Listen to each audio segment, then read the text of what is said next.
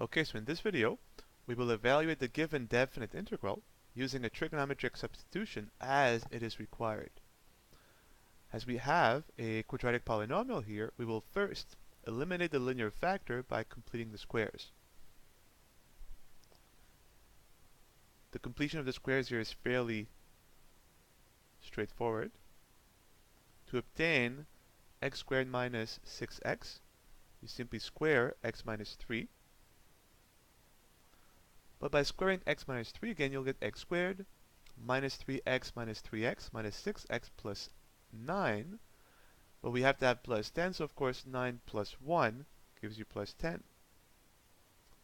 And now we have the completion of the squares. And now we ask, well, what is our trigonometric substitution? We have a function squared plus 1, and you have to think here of tangent squared plus 1 is secant squared. And so we let x minus 3 be tangent of theta.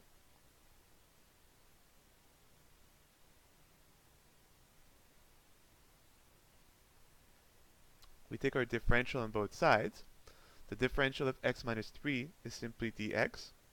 As the derivative of x minus 3 is 1, the differential of tan of theta is of course secant squared theta d theta.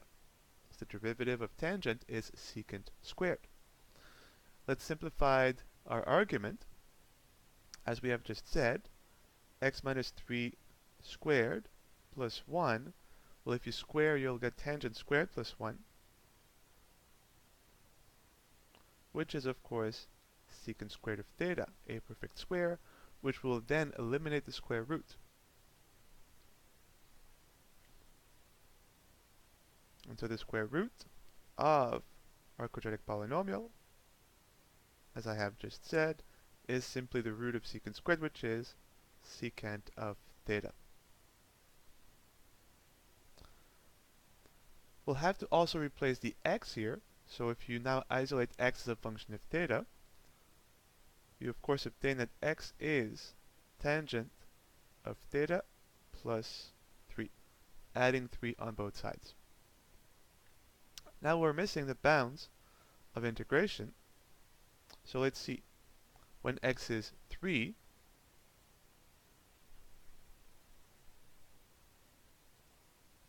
we obtain that tangent of theta is 0.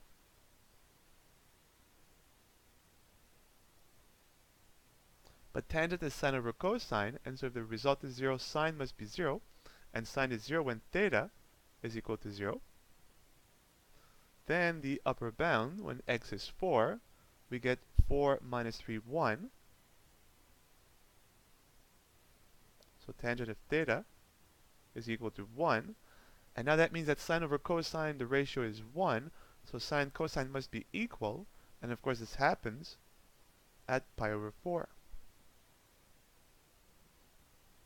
And so now we have everything. So we're ready to replace everything in terms of x to everything in terms of the new variable theta. So the bounds of integration, instead of 3 to 4, become from 0 to pi over 4.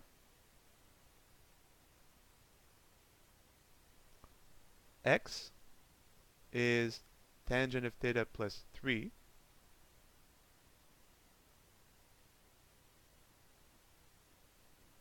The square root of our polynomial, we know, is simply secant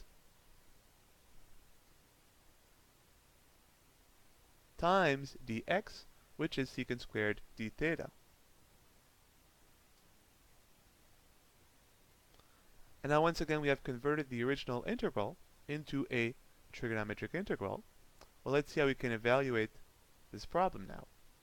Well, we have here a sum of two terms, so let's multiply out. So we'll have two terms, tangent times secant cubed and 3 times secant cubed, and we'll split up the two integrals into the single integral here into a sum of two integrals. So the first one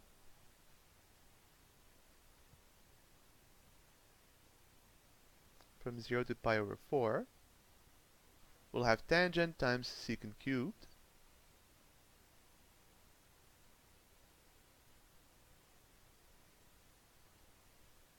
plus, now the 3 here I can factor out of the 3 secant cubed as a constant multiple, so plus 3, integral from 0 to pi over 4, secant cubed.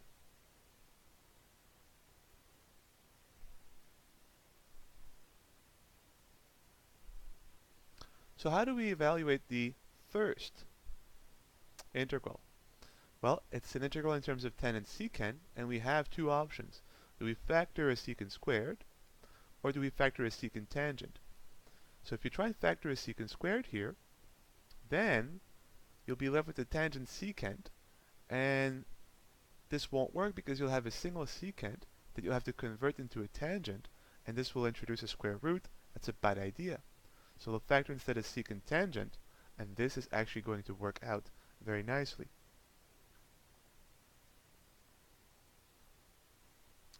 So we have, if we factor a secant tangent, we're left here with the secant squared. I'll put that first, times our secant tangent.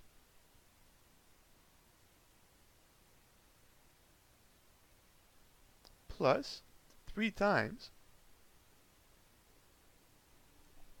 and this you should recognize as a special trigonometric integral. The integral of secant cubed, if you recall, was obtained with a clever application of by parts. So if you remember, and here we'll use the end result, secant cubed integrates to 1/2 secant theta tan theta plus 1/2 the ln of secant plus tangent. And of course we must evaluate the antiderivative from 0 to pi over 4.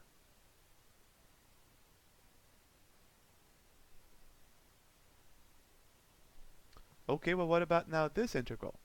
We're ready to evaluate this expression, but we still have to find our antiderivative here first. Well, if you notice, as we have factored the secant tangent, we can make a simple u substitution, and here I'll be very slick. I'll do the u sub and the integration at the same time in one line. As the derivative of secant is secant tangent, I will let u be secant, therefore this will become u squared.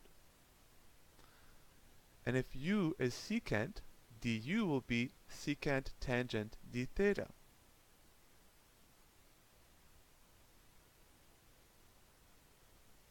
And now of course we have a trivial integral.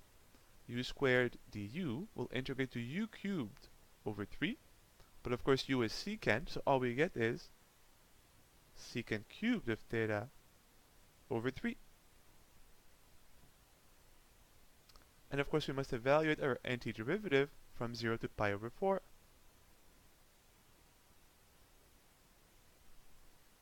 And you can always check, if you differentiate this function, you will get, by the chain rule, secant squared secant theta. Plus of course this expression, and now it will remain to evaluate both. We'll simplify a little bit here by factoring a 1/2 from both terms. So we'll have then 3/2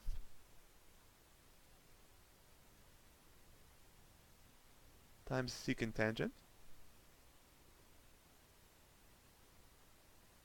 plus the ln of secant plus tangent.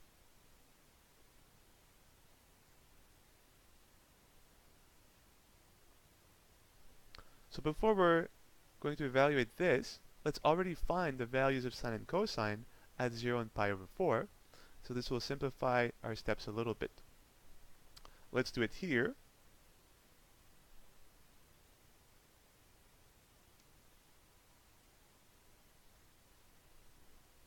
So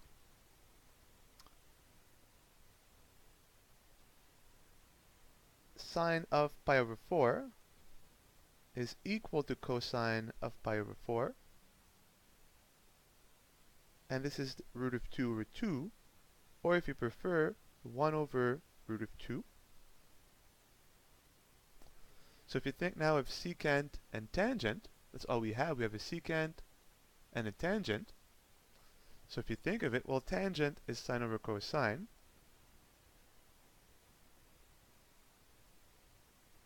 So if you do sine over cosine, but they're the same value, you get obviously 1, and secant of pi over 4,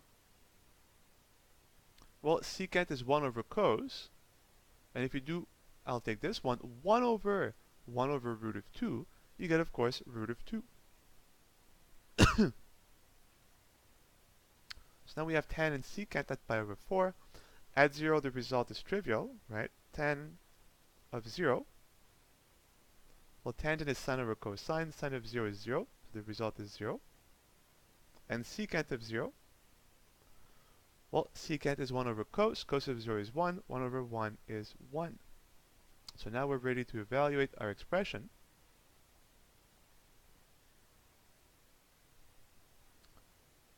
So first here, we'll leave the 1/3 up front as a scalar multiple. So we have secant cubed at pi over 4. Secant of pi over 4 is root 2.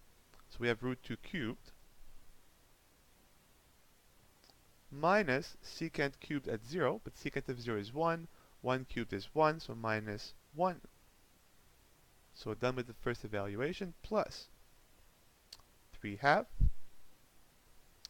Our antiderivative at pi over 4. Secant of pi over 4 is root 2 times tangent of pi over 4 is 1. So root 2 times 1 is root 2.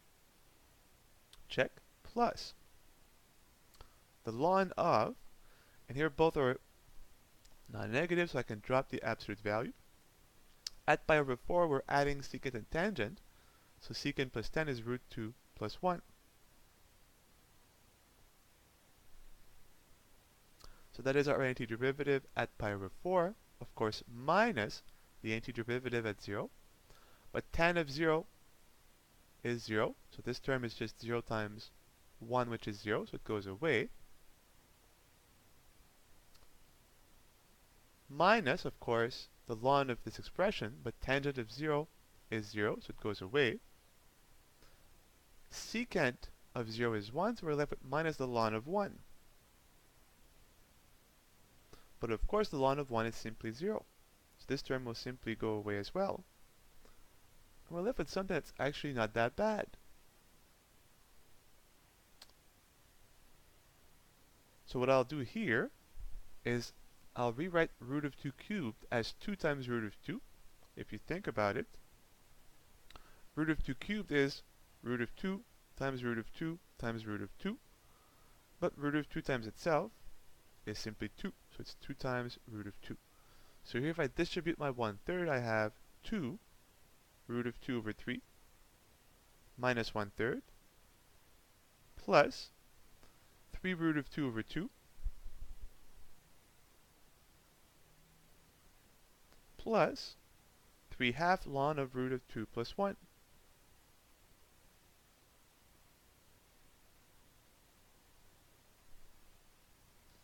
In the end, I can do one last simplification. I have a multiple of root of 2 here and here, so I can combine them. I have 2/3 root of 2 plus 3/2 root of 2. Well, what is 2/3 plus 3/2? Common denominator, so we'll get 4 plus 9, 13 over 3 times 2, 6. So it's 13 over 2, 13 over 6 root 2.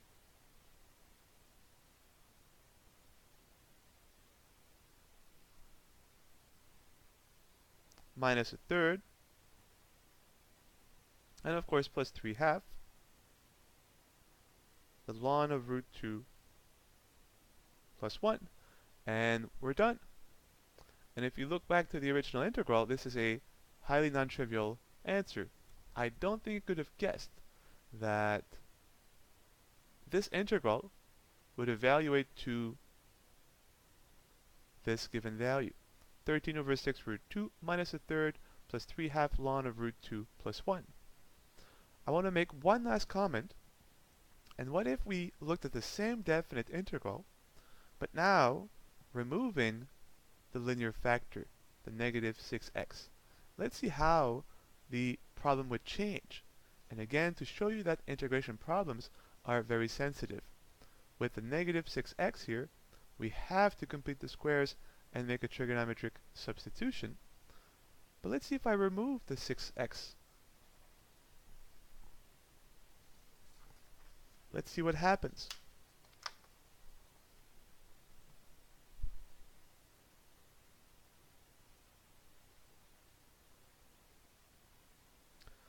So if we take away the 6x, we're left with x squared plus 10. And we ask here, do we have to perform a trigonometric substitution? And hopefully you see that the answer is no, as the derivative of the argument of the square root, x squared plus 10, is 2x, up to 2, it is x. So this is a simple u substitution. We can let u be x squared plus 10. Take our differential du is 2x dx, multiplied by a half, so a half du is our x dx. So we have here the square root of x squared plus 10. This is the root of u, which I'll write as u to the 1/2. Then we have the x dx, which is 1/2 du. And now we're missing our bounds of integration, so when x is 3, we get 9 plus 10, 19. When x is 4, we get 16 plus 10, 26. And now we have a simple integral that we can evaluate using, of course, the power rule. We can factor the 1/2.